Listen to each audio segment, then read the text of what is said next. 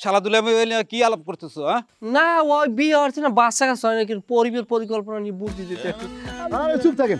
কি কেমন আছেন চেয়ারম্যান সাহেব? আমি তো আছি ভালোই, কিন্তু তোমাকে দেখে তো ভালো মনে হচ্ছে না। লাঠি নিয়ে উত্তেজিত, সমস্যা কি? না ওই যা কইছে আলাপ করতেছিলাম এমনি।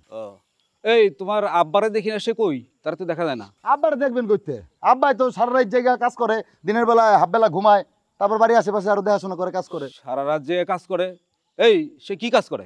না শ্বাসকাশের রুগী তো বুঝছেন, রাই তো এলে শ্বাস বাড়িয়ে যায়, কেউ ঘুমাইতে পারে না তোলার জ্বালায়।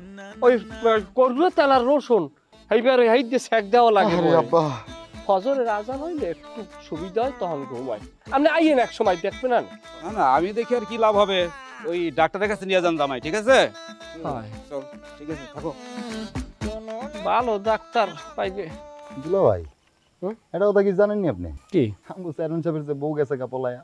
কি স্বর্ণ গয়না টাকা পয়সা লয়ে সব গেছে গা পুরো। যাই হোক, চেয়ারম্যানের টাকা পয়সা আছে, বেটা জন্য আবার জোড়াইতে পারবি না। তুই তো চোর, তুই তোর বউ জোড়াই নিয়ে তোর সহজ বিষয় না। তোর জন্যটা জানো কেউ এবার পড়াইয়ে না লই যায়, খেয়াল রাখিস।